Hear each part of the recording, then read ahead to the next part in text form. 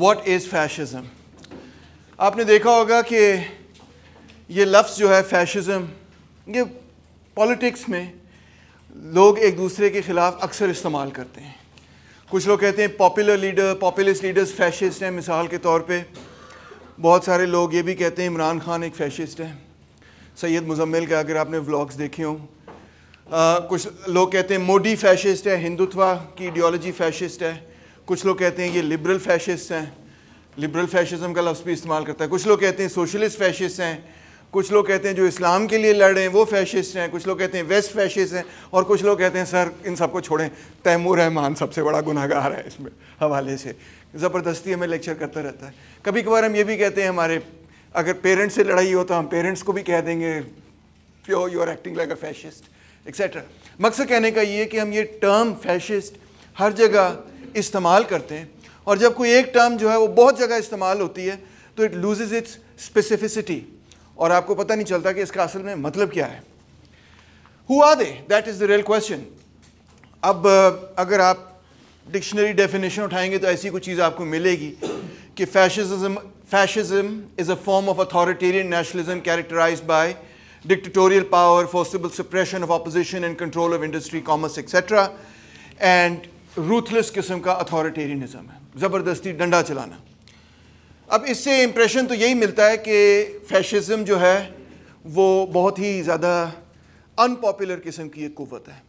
तो you'll be surprised to discover actually कि Mussolini और हिटलर अपने पीरियड के अंदर पॉपुलर फिगर्स थे और फैशिज्म एक बड़ी पॉपुलर किस्म की डॉक्ट्रिन थी। सो एनीवे, हमें देखने की ये ज़रूरत है इसलिए कि instead of broadening the term to just any kind of authoritarianism, for example a parent being authoritarian towards a child would we call that fascist? Instead of broadening the term so much that it loses its specificity and therefore also its explanatory power, I want to approach the question of what is fascism in today's class by examining the actual movement जो अपने आप को कहती थी कि हाँ हम fascist हैं, right? So what are some of the misconceptions we have about fascism? एक misconception ये है कि उनका main goal ये था कि यहूदियों को ख़त्म कर देना। In fact, that's not necessarily the case. Nazism का एक goal ये ज़रूर था, इसमें कोई शक नहीं, racist movement थी, anti-Semitic movement थी, सख्त तरह की, मगर इटालियन फैशिज्म में इतना बड़ा लेवल ऑफ एंटी सेमिटिज्म हमें नहीं नज़र आता। दूसरी एक मिसकंसेप्शन है कि बड़े चंद से लोग थे, उन्होंने फौजी यूनिफॉर्म्स पहन ली और सबके ऊपर डंडा चला दिया, पॉपुलर सपोर्ट उनके पास नहीं था। That's also not true. In fact अपने ज़माने के ये पॉपुलर लीडर्स थे। तीसरी मिसकंसेप्शन इसके बारे में ये है कि ट्रीटी ऑफ वर्साइल हुई जो which was very unfair to the Germans, जिसकी वजह से नाज़िज़म उभरा। That may be true for Nazism, but how can it be true for European fascism as a whole?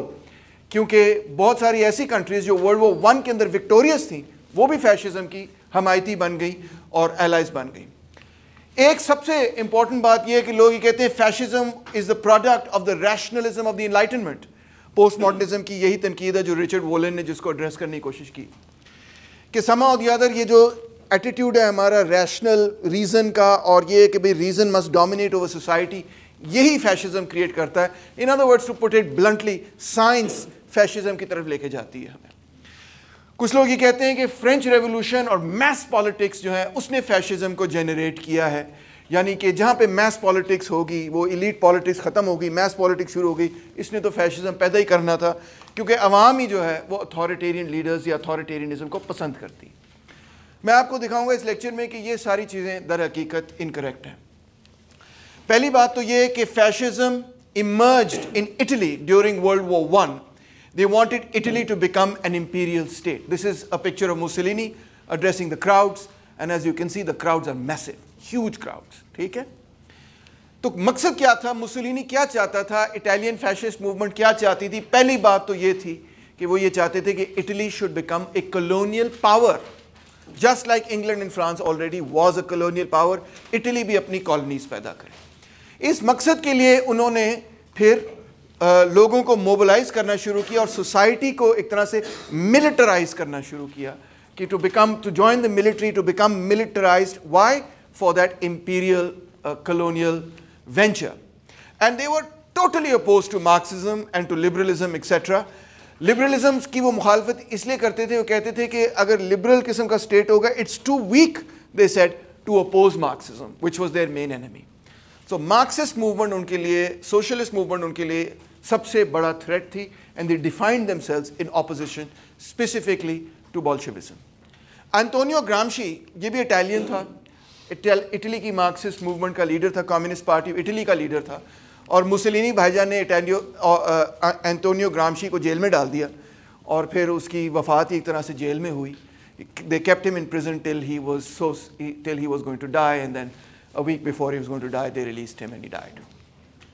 तो ग्रामशी फैशिज्म की एक्सप्लेनेशन, उसने जेल से इतनी प्रिजन नोटबुक्स लिखी कि those are the great prison notebooks of Antonio Gramsci, बड़ी पढ़ी जाती हैं. He's considered a great Marxist writer. तो वो एक एक्सप्लेनेशन देता है, कहता है rich landowners and big business feared uprising by groups on the left such as sharecroppers and labour unions. यानी इटली के अंदर मजदूरों की, मेहनत कशों की वर्किंग क्लास मूवमेंट डेवलप हो रही थी, और जो एलीट थी वो बड़ा घबरा गई कि ये ट्रेड यूनियंस और ये लेफ्ट और ये सोशलिज्म और ये सब कुछ ताकतवर क्यों हो रहा है. So they wanted the violent suppression of the left, and this was the social base really of fascism. So the original black shirts movement जो कि इटली के अंदर शुरू हुई, उसका काम ये था कि वो जाके उस वक्त जो सोशलिस्ट पार्टी ऑफ इटली थी उसके साथ जो मुंसलिक ट्रेड यूनियन मूवमेंट थी और जो सोशलिस्ट पार्टी के हेडक्वार्टर्स थे, उनको जाके वो तोड़े. ये ओरिजिनल ब्लैक शर्ट्स का काम था. उन्होंने ब्लैक शर्ट्स पहनी हुई थी, जैसे मैंने भी आज ब्लैक शर्ट पहनी हुई, क्योंकि मुझे पता था मैंने आज फैशिज्म पढ़ाना है. तो black was the original colour of the fascist movement. In Germany it was brown, but here it was, in Italy where this movement really began, it was black.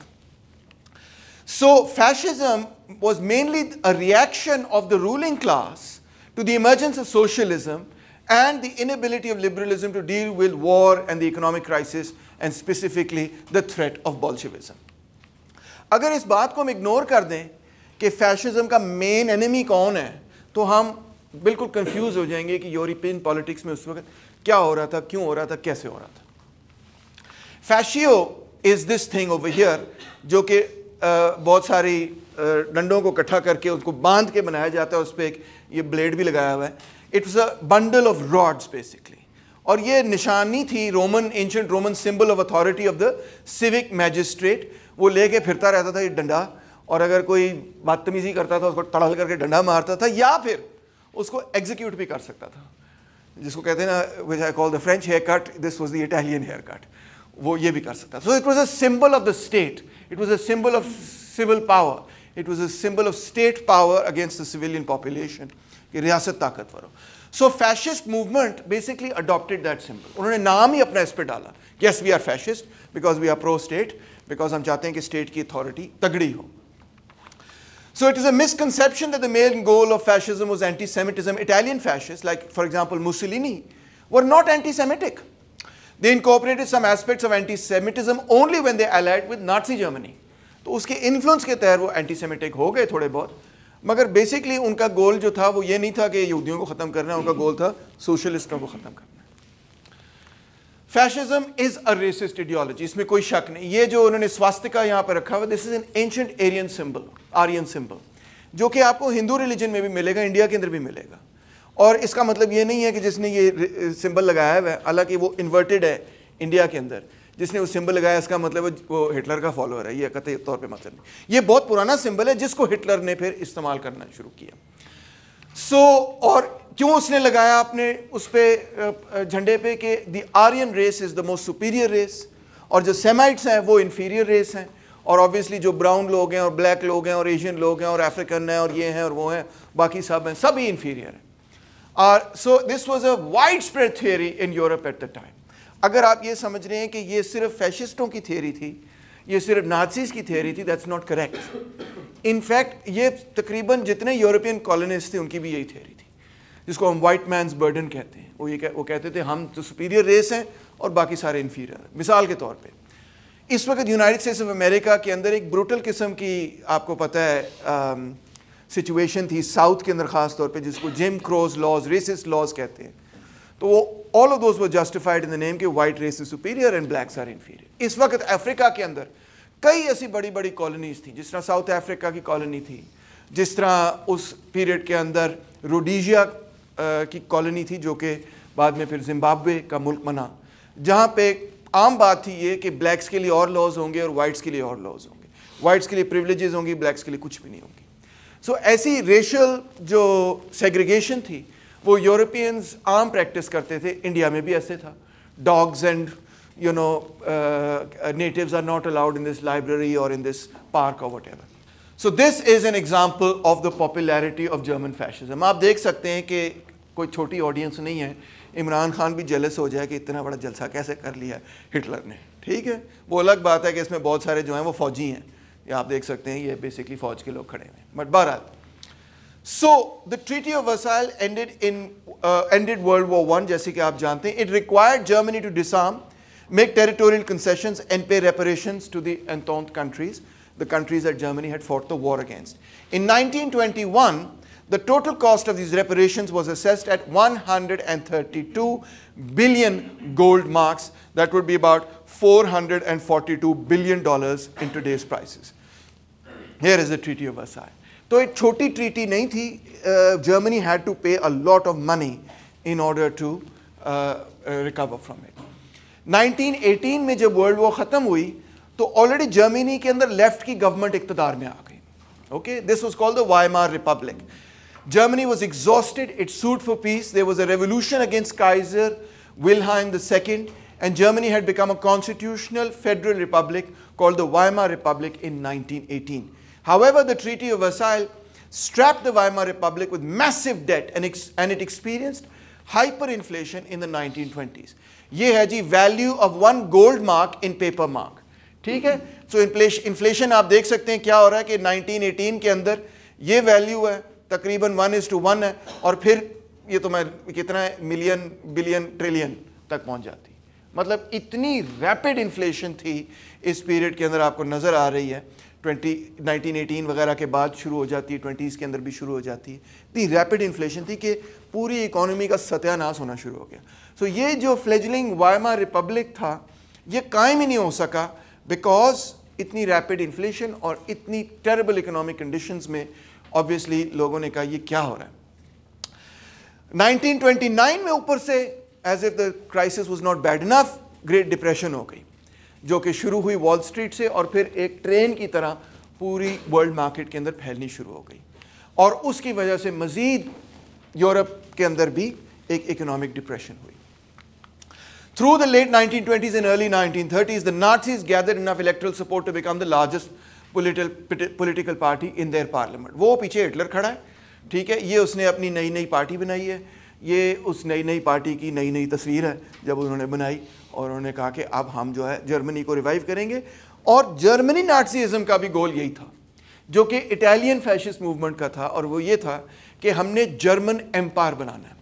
Mine काम्फ मैंने बैठ के पढ़ी तो माइन काम्फ से बड़ा क्लियर होता है कि हिटलर के गोल और अज़ाइम क्या थे, बिल्कुल क्लियर होता है कि he is motivated primarily with the desire कि Germany should become an imperial power of the same stature as England and France etc, even stronger than England and France. और उसमें उसको जो ऑब्स्टिकल नज़र आता है वो ऑब्स्टिकल सबसे पहले बोल्शेविज़म है।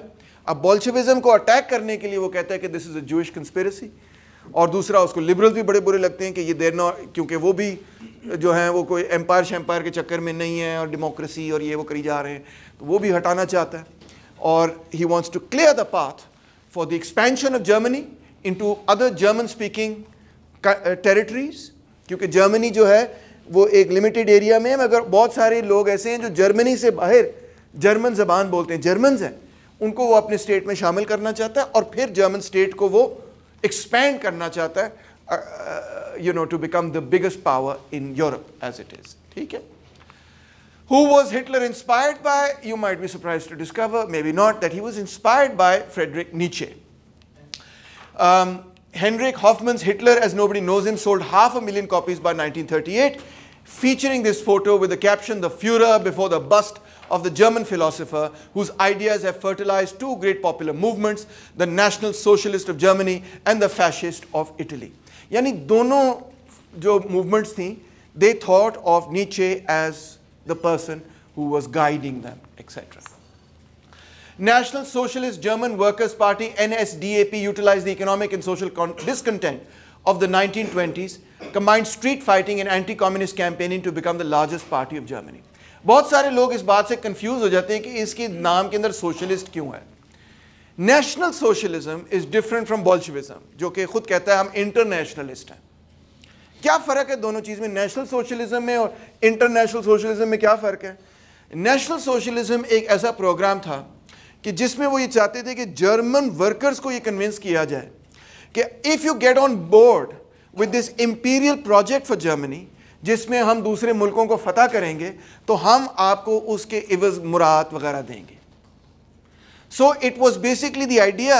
इस बात को समझना बहुत ज़रूरी है क्योंकि इस पर बड़ी कन्फ्यूजन इंटरनेट पर ख़ास तौर पर पैदा हो जाती है कि this kind of national socialism is an imperial project, जिसमें गरीबों को ये कहा जा रहा है कि if you fight on behalf of the German state to help build the imperial power of Germany, to help make Germany into a colonial state, so then आपको हम आपकी गुर्बत से निकाल देंगे. ऐसी बात है कि ब्रिटेन की गवर्नमेंट ब्रिटिश लोगों को ये कहे कि चलो चल के इंडिया को फतह करेंगे, वहाँ इंडिया को जब फतह करेंगे आपको ज़मीनें भी मिलेंगी, आपको वेल्थ भी मिलेगी. या ये ऐसी ही बात है कि कोई किसी को ये कहे कि चलो चल के फ़लस्तीन को कॉन्कर करो, अगर तुम फ़लस्तीन को कॉन्कर करोगे तो तुम्हें ज़मीनें मिलेंगी. It's an imperial project essentially. ठीक है, उसका जो एम और गोल है एक्चुअली वो ये है कि कम्युनिस्ट मूवमेंट को ख़त्म कर दिया जाए. उनको ये वादा करके कि अगर आप हमारी मदद करेंगे, रियासत की सरमायादारों की एलीट की मदद करेंगे उन लोगों को मारने के में, तो आपको हम अमीर कर देंगे, आपकी गुर्बत हम ख़त्म कर देंगे, मगर हमसे कुछ नहीं डिमांड करना. मतलब है कि ये नहीं सोचना जिस तरह बोल्शेविक्स कह रहे हैं और कम्युनिस्ट कह रहे हैं कि जी मोड ऑफ प्रोडक्शन तब्दील हो जाएगा. नो नो नो, वो उधर नहीं जाना, उसको स्मैश करते ना उस मूवमेंट को. They did not have an overall majority by the way. ठीक है, ये भी मिसकंसेप्शन है कि ओ हिटलर तो 90% लोग उसको सपोर्ट कर रहे हैं. कुछ लोग ये गलत फहमी में है. They had about a third of the vote, with just 33% of the German votes. The Nazi party gained 44.5% of the votes in their parliament. Then when they got that vote and they got 44% of the seats, etc., what did they say? They said they accused the communists of burning the Reichstag. They banned the Communist Party of Deutschland and secured absolute power with the Enabling Act of 23rd March 1933. ठीक है, उन्होंने ban कर दी KPD और उन्होंने एक किस्म की dictatorship अपनी कायम कर ली. 1933 में हिटलर ने जर्मन लोगों को अपील किया, कहता है the Weimar coalition that ruled the country since November 9th 1918 generated 14 years of Marxist rule, i.e. under the largest party, the Social Democrats, that dominated the other parties in the Weimar coalition. Unless the German people reacted against this Bolshevism, there would be anarchy. Germany's fate was in the hands of Almighty God and German voters. यानी कि आप देख सकते हैं कि उसका जो main enemy है वो जर्मनी की सोशल डेमोक्रेटिक पार्टी और जर्मनी की कम्युनिस्ट पार्टी. ये दो मुख्तलिफ पार्टियां बन चुकी थी आफ्टर 1918. इसकी वजूहत ये थी कि एक सोशल डेमोक्रेट्स थे और दूसरे लेनिन को फॉलो कर रहे थे, कम्युनिस्ट थे. ये देखें मज़ेदार इलेक्टोरल रिजल्ट्स. ये है SPD. SPD is the Social Democratic Party of Deutschland. Of course ये भी मार्क्स एंगल्स ने शुरू की थी. तो ये आप देख सकते हैं कि यहाँ पे 1928 में 30% ऑफ द वोट उनको मिल रहा है. ठीक है, नेक्स्ट पे है KPD which is the Communist Party of Deutschland. आप देख सकते हैं कि 10% वोट से तकरीबन ये 18%, 16-17% तक पहुँच जाते हैं. Second largest party. उसके बाद ये सेंट्रिस्ट पार्टी है. और ये देखें, ये हिटलर की पार्टी है जो 2.6%, 1928 में इसको 2.6% वोट मिल रहा है. And boom, it goes all the way up till here, till 37%, and then to 33%. That's the NSDAP, यानी कि the Nazi party. NSDAP को short करके Nazi party बोला जाता है. So very sudden rise in their fortunes, and of course SPD और KPD उनकी main opponents है, क्योंकि ये दोनों basically left wing vote है. इनका combined vote आप देख सकते हैं कि तकरीबन उतना ही है जितना NSDAP का वोट था. यहाँ पे भी अगर आप ज़रा देखना चाहते हैं जो डेटा है वो यहाँ पे लिखा हुआ है. सो पहली बात तो ये है कि इट्स नॉट कि Nazism was unpopular. It's not the case there was a tiny minority जिसने इक़्तिदार हासिल कर लिया, सबको सप्रेस कर लिया. They had about a third of the population support. These were mass movements with popular supports and they were very popular, especially amongst the elite. Fascism was very popular in the elite. Nazism was very popular in the European elite. Rich लोगों को ये बड़ी पसंद थी movement. क्यों? किस वजह से पसंद थी? क्योंकि वो बोल्शेविज्म से उनको जो खतरा था, वो समझते थे कि हिटलर जो है वो बोल्शेविक थ्रेट को रोक सकता है, तोड़ सकता है। European elites of fascism as the main defence against communism. यही वजह है कि even in the English crown बहुत इन द रॉयल्टी बहुत सारे ऐसे लोग थे जो हिटलर को बड़ा एडमायर करते थे। इन अमेरिकन जो एलीट थी, like people like Henry Ford etcetera, वो नाट्सीज और हिटलर को बड़ा एडमायर करते थे। Everything okay? Okay. The other misunderstanding is के fascism arose only as a result of the Treaty of Versailles. ये देखो, fascism arose, appeared in defeated countries like Bulgaria and in victorious ones like Yugoslavia. अब Yugoslavia तो जीता था जंग में. In countries of northern temperament like Finland and Norway and of southern temperament like Italy and Spain, तो गर्मी सर्दी का भी कोई मसला नहीं. In countries of Aryan race like England, Ireland और Belgium and non-Aryan race like Japan, Hungary और Palestine. Okay, Palestine का नाम है, आप थोड़े confuse हो जाएंगे. Palestine में भी fascism के लिए supporters थे. In countries of Catholic traditions like Portugal and in Protestant ones like Holland, in soldiery communities like Prussia and civilian ones like Austria, in old countries like France and new ones like the United States and Latin American countries. So this was a European-wide phenomenon. It didn't matter कि कोई Catholic है या Protestant है, that was not what was going on. It didn't matter कि कोई victor था या loser था in World War I, that was not what was going on. It didn't matter कि कोई सर्दी वाले climate से था, गर्मी वाले climate से था, climate से इसका ताल्लुक नहीं था. किस चीज़ से इसका ताल्लुक था? The threat of the Soviet union, the red square. ये है जी सोवियत यूनियन, तो ये है जी ब्लू में है नाज़ी जर्मनी. उसके बाद है एरियाज अंडर जर्मन ऑक्यूपेशन, ये ब्लू में आपको नजर आ रहे हैं, ठीक है. उसके बाद है जर्मन एलाइज, ये आपको लाइट ब्लू के अंदर जर्मन एलाइज नजर आ रहे हैं. उसके बाद नॉमिनली अनऑक्यूपाइड है. उसके बाद ये कंट्रीज हैं स्वीडन, स्पेन, पोर्चुगल एक्सेट्रा, जो कह रही हैं कि हम तो इंडिपेंडेंट हैं एक्सेट्रा, मगर Sweden was trading with Germany in a huge way, ठीक है. ये ऑब्वियसली सोवियत यूनियन है और रेड के अंदर आपको एलाइड हेल्थ टेरिटरीज नजर आ रही हैं, ये एलाइज हैं, ठीक है. तो आप देख सकते हैं कि पूरे यूरोप के ऊपर, इवन हियर पूरे यूरोप के अंदर बेसिकली नाज़ीज और फैशिस्ट जो हैं वो लेट 30s 40s तक जीत चुके हैं. एंड दे कुड नॉट, और अक्सर इन कंट्रीज के अंदर they didn't win with Wars, they one almost without any significant military struggle. जो उनकी असल स्ट्रगल शुरू हुई है वो तो तब हुई जब उन्होंने सोवियत यूनियन को अटैक किया, तब जाके सख्त लड़ाई हुई वर्ल्ड वॉर 2 की. उससे पहले they were pretty much marching everywhere. हाँ, फ्रांस के साथ उनकी लड़ाई हुई थी मार्जिनल लाइन पे, जिसको उन्होंने स्क्वाट अराउंड करके उन्होंने नॉर्दर्न फ्रांस और पेरिस को टेक ओवर कर लिया और सदर्न फ्रांस वगैरह जो है उसके अंदर रेजिस्टेंस वगैरह जारी थी. और यस, इंग्लैंड के अंदर लड़ाई थी, मगर इंग्लैंड के हवाले से कोई लैंड इन्वेजन नहीं जर्मन्स कर सके सब्सटेंसिव. एयर वॉर चल रही थी, हवा में जंग, क्योंकि वो आइलैंड है. So all over the rest of Europe they had pretty much marched into these territories without any significant resistance. क्यों रेजिस्टेंस नहीं थी? रेजिस्टेंस इसलिए नहीं थी कि जो रूलिंग क्लास थी, जो रियासत थी इनमें से कई कंट्रीज की, वो वेलकम कर रहे थे नाज़ीज को कि ये आएंगे तो सोवियत यूनियन का मुकाबला होगा. ये जो अच्छा अगली मिथ ये कि Nazism is somehow the product of the development of science and enlightenment. इसी मिथ को रिचर्ड वोलन अपनी किताब में एड्रेस करता है. वो ये कहता है कि बिल्कुल इसके बरक्स है, उलट चीज़ है. Nazism, fascism is a reaction to the march of reason and the enlightenment. पहले आप देखें, Johann Georg Hamann argued epistemology should be replaced by the philosophy of language. Reason is language. ठीक है. फिर जोसेफ डी मेस्टर, आपने उसके बारे में सुना, considerations on France में basically he was against the French Revolution. In fact, he considered the French Revolution to be a punishment from God. इसी तरह George Bataille was created a secret society to stimulate rebirth of the sacred and of myth to combat the materialism, secularism and individualism of contemporary European society. Unrelenting iconoclasm, visceral critique of reason and rehabilitation of the forces of instinct. So this is what we call the counter enlightenment. ये वो intellectuals हैं जो enlightenment के खिलाफ थे. और इन्हीं की कंटिन्यूटी में फ्रेडरिक नीचे आता है. फ्रेडरिक नीचे भी बेसिकली कोई प्रोग्रेसिव फिगर नहीं है, लेफ्टिस्ट नहीं है, काउंटर एनलाइटनमेंट फिगर है. ठीक है. अक्सर लोग इस बात से कंफ्यूज हो जाते हैं क्योंकि 10 बुक ज़ाराथुस्ट्रा में he says God is dead, etc. He begins his talk like that. So you think, maybe he's on the left of the political spectrum. No, he's on the right of the political spectrum. And he's totally against the ideas of the Enlightenment. The fascists greatly admired those who were against the Enlightenment. And one of their main inspirations, that's why, was Nietzsche. Nietzsche argued that Christianity represented a slave morality. Why? What was his reason?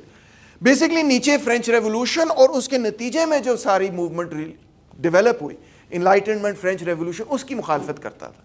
अब French Revolution की roots वो तलाश करना चाहता था, intellectual roots. और वो ये कहता था कि फ्रेंच रेवोल्यूशन की इंटेलेक्चुअल रूट्स क्रिश्चियनिटी में है, और क्रिश्चियनिटी से पहले जूडिज्म में, और जूडिज्म से पहले सोक्रेटिस में है. एक लाइन ऑफ कंटिन्यूटी वो ड्रॉ करता था from Socrates to Judaism, from Judaism to Christianity, and from Christianity to the French Revolution, and from French Revolution to Marxism. वो कहता है ये एक ही तसलसल है, एक ही जिसको कहना चाहिए ना कंटिन्यूटी है, एक ही लाइन ऑफ कंटिन्यूटी. सो इस पूरी लाइन ऑफ कंटिन्यूटी को वो रिजेक्ट करता है, because he rejects the end product of this line of continuity which was Marxism. क्या उसकी आर्ग्यूमेंट है, क्यों वो क्या कहने की कोशिश कर रहा है? वो कहने की कोशिश कर रहा है कि क्रिश्चियनिटी के अंदर वो फंडामेंटल आइडिया है जो मार्क्सिज्म आगे लेके जाता है, वो है ह्यूमन इक्वालिटी का आइडिया. और यही आइडिया जो है ना, he traces all the way back to Socrates in his famous book The Birth of Tragedy. कहता है superman and the super race would give rise to a new German empire. Nietzsche argued for the death of truth and reason. The will to power becomes the ethics of the new world. So Socrates की उसकी जो Socrates पे तनकीद है ना, उसको समझना बहुत ज़रूरी है, क्योंकि Socrates कौन है? He is the father of or the founder of Western philosophy. और Socrates का क्या मेन पॉइंट ऑफ व्यू है कि रीजन, मंतक की कुव्वत जो है, उससे हम दुनिया को ठीक करेंगे. इनफैक्ट सोक्रेटिस तो ये कहता है कि जो बंदा बुरी हरकत कर रहा है, वो बुरी हरकत इसलिए कर रहा है क्योंकि वो जाहिल है एक तरह से. अगर उसको विजडम आ जाए तो वो बुरी हरकत ना करे, वो छोड़ दे वो बुरी हरकतें. कहता है ये इल्यूजन, नीचे कहता है कि you can fix the world through reason. इसी के नतीजे में सारा मसला शुरू होता है. ये fixing the world through reason नहीं है. In fact there is no such thing as reason. When he says God is dead, he is not just saying religion is dead. He is saying any kind of idea, concept of the truth is dead. The will to power, therefore, becomes the new ethics of Nietzsche.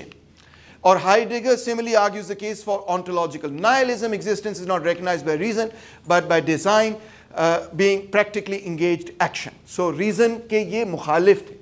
Heidegger, Nietzsche, Meister, हमान वगैरह, ये सब reason के मुखालिफ थे, enlightenment के मुखालिफ थे. इसकी जगह क्या है? The great politics. A people is a detour of nature to get 6 or 7 great man.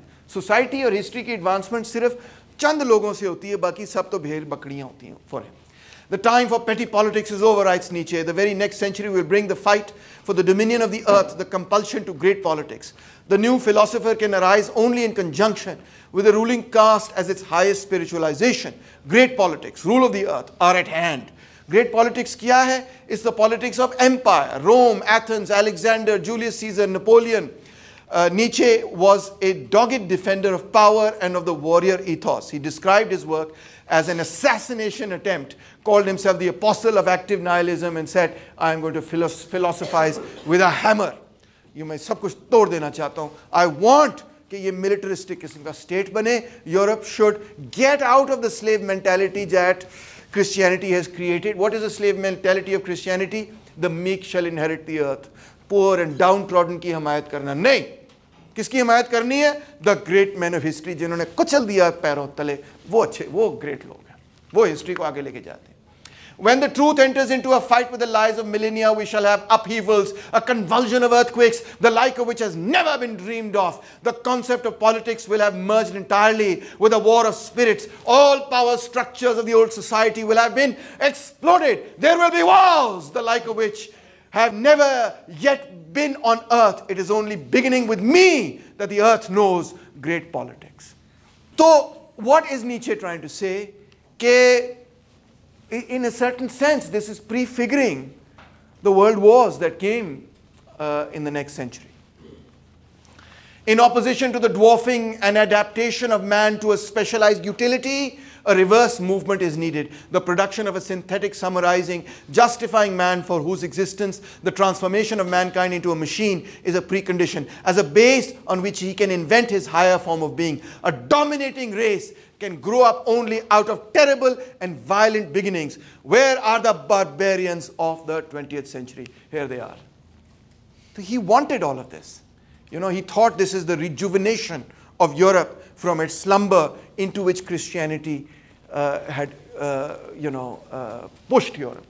He wanted this kind of revival. कहता है, to expect that strength will not manifest itself as strength, as the desire to overcome, to appropriate, to have enemies, is every bit as absurd as to expect that weakness will manifest itself as strength. No act of violence, rape, exploitation, destruction is intrinsically unjust, since life itself is violent, rapacious, exploitative and destructive. जिंदगी violent है. अगर मैं violent होता हूँ तुम्हारे साथ, तो मैं तो वही कर रहा हूँ जो जिंदगी करती है. Deal with it. Tough. You know, this is kind of a social Darwinianism, you know, of some sort. So, the idea of the master race. From now on, there will be more favorable preconditions for more comprehensive forms of dominion, whose like has never yet existed. मतलब अब domination और ज़्यादा आसान हो जाएगी और बड़े पैमाने पर होगी. The possibility has been established for the production of international racial unions. Race के लोग इकट्ठे होंगे, whose task will be to rear a master race, the future masters of the earth, a new tremendous aristocracy based on the severest self-legislation, in which the will of philosophical men of power and artists, tyrants, will be made to endure for millennia. Oh my God, this master race is going to come about and it's going to dominate the world for millennia, for 1,000 years. That's Nietzsche. That higher party of life, which would take the greatest of all tasks into its hands, the higher breeding of humanity, including the merciless extermination of everything degenerate and parasitical, would make possible again that excess of life on earth from which the Dionysian state will grow again. By the way, this is not metaphorical from Nietzsche. He means it. कि ये eliminate हो जानी चाहिए क्या चीज़ें, everything degenerate and parasitical, the lowly races, etc., and the lowly people जो सही, you know, genetically सही नहीं है or whatever. So it was pretty horrible. And अब नीचे को की reinterpretation करके थे, oh no, he meant this metaphorically. He doesn't really mean it. He meant it. Okay. He was the great proponent of manliness. Toxic masculinity तो नीचे पे खत्म हो जाती है ना basically. The restoration of a virile and if need be cruel, Homeric, aristocratic ethos that was subverted for 2,000 years by the Judeo-Christian slave revolt in ethics. Judeo-Christian slave revolt in ethics ने हमारी manliness छीन ली हमसे. जो कमज़ोर थे, ये कमज़ोरों की, weak लोगों की movement थी. जो गुलाम थे उनकी मूवमेंट थी. जुडिज्म तो थी ही गुलामों की movement. Semites were the slaves of the pharaohs. And he says उसी ने क्रिश्चियनिटी को पैदा किया. वो भी क्रिश्चियनिटी भी कहती थी meek shall inherit the earth etcetera. तो इन्होंने क्या किया कि पावरफुल को, क्रिश्चियनिटी ने क्या किया कि पावरफुल से ये कहा कि तुम अपनी पावर ना शो करो, तुम अपने आप को मीक बना लो, और मैं पावरफुल को पावरफुल बनाना चाहता हूँ. So this is the concept of the Superman that who goes beyond good and evil. Superman, who has to be a creator in good and evil, truly has first to be a destroyer and break values. Thus the greatest evil belongs with the greatest good. For evil is man's best strength. Man must grow better and more evil. Thus do teach. The most evil is necessary for the Superman's best. He has to be a destroyer.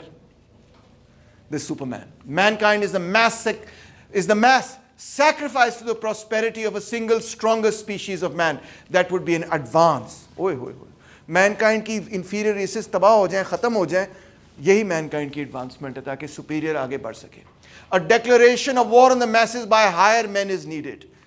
A doctrine is needed powerful enough to work as a breeding agent, strengthening the strong, paralyzing and destructive for the world weary, the annihilation of the decaying races, dominion over the earth as a means of producing a higher type. Now you can understand why those people who wanted Germany to become an imperial power loved Nietzsche's writing. You see, you can see it. Okay, when they read Nietzsche, what did they say? Yes, we are the Supermen, the Aryan race that's going to conquer the world, the Germanic Aryans, blue-eyed, blonde etc. was going to conquer the world और 1000 साल के लिए हम एक ऐसी रियासत बनाएंगे जिससे कोई मुकाबला ही नहीं कर सकेगा और जो हमारे सामने खड़ा होगा उसको हम उठा दे ख़त्म कर देंगे.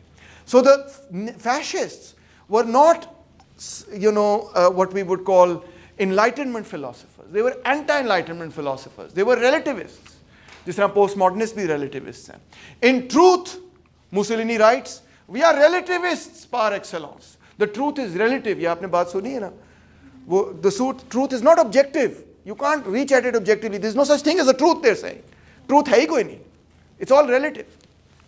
It's all subjective. We are relatives par excellence. And the moment relativism linked up with Nietzsche and with his will to power was when Italian fascism became, as it still is, the most magnificent creation of an individual and a national will to power. Clear हो गई ना बात? इसके बाद कोई शक है आपको? We are relativists. जब relativism Nietzsche के साथ जुड़ गया, ये fascism तब बना. So Nietzsche provided National Socialism with an intellectual father who had greatness and wit, whose style was beautiful and not abominable, who was able to articulate the resentment against both monopoly capitalism and the rising proletariat. That's what they wanted. जब Hitler जीता 1933 में election तो उन्होंने कहा the year 1798 is hereby erased from history, so said Goebbels on Hitler's rise to power in 1933. क्या मतलब है कि हिटलर की कामयाबी फ्रेंच रेवोल्यूशन की डिफीट है. क्लियरली उन्होंने अपने आप को वो फ्रेंच रेवोल्यूशन की ट्रेडिशन की मुखालिफीन समझते थे, कंटिन्यूटी नहीं समझते थे. So fascism was the continuity of the mass politics of the French Revolution? No, it was the opposite of the mass politics of the French Revolution. This is the counter French Revolution. It's coming from Germany. So what was the one thread that tied fascism, Nazism and this movement together? It was basically alignment against Bolshevism. ये Nazi propaganda poster declaring death to the Jewish Bolshevik pestilence of murdering. ये communist है जिसको वो कह रहे हैं कि ये जू भी है और इसको नाजी जो है कि मार रहा है. Fascism's greatest political asset lay in her ability to compel the countries of the world into an alignment against Bolshevism, writes Karl Polanyi. Just as the French Revolution united all the powers of Europe into a holy alliance to restore monarchy, the Russian Revolution united nearly all the powers under the banner of fascism to basically crush Bolshevism. German drive for empire drove the Allies into a temporary pact with the USSR against fascism during World War II. यानी कि German drive जो थी उसने क्योंकि France को भी conquer कर लिया, उसने ब्रिटेन को भी अटैक कर दिया, तो अब उनकी और क्योंकि जापान जो कि जर्मनी का एलाय था उसने पर्ल हार्बर पे अमेरिका को अटैक कर दिया, इस वजह से इन पावर्स को सोवियत यूनियन से एलाय बनाना पड़ा because they were the old imperial powers and Germany was rising as a new imperial power. Finally, Hitler खुद कहता है, never forget that the rulers of present-day Russia are common blood-stained criminals, that they are the scum of humanity, which favored by circumstances overran a great state in a tragic hour, slaughtered out thousands of our leading intelligentsia in wild bloodlust, and now for almost 10 years have been carrying on the most cruel and tyrannical regime of all time. So that was his main goal, the crushing of the Bolshevik movement and the creation of an imperial German state. That's it.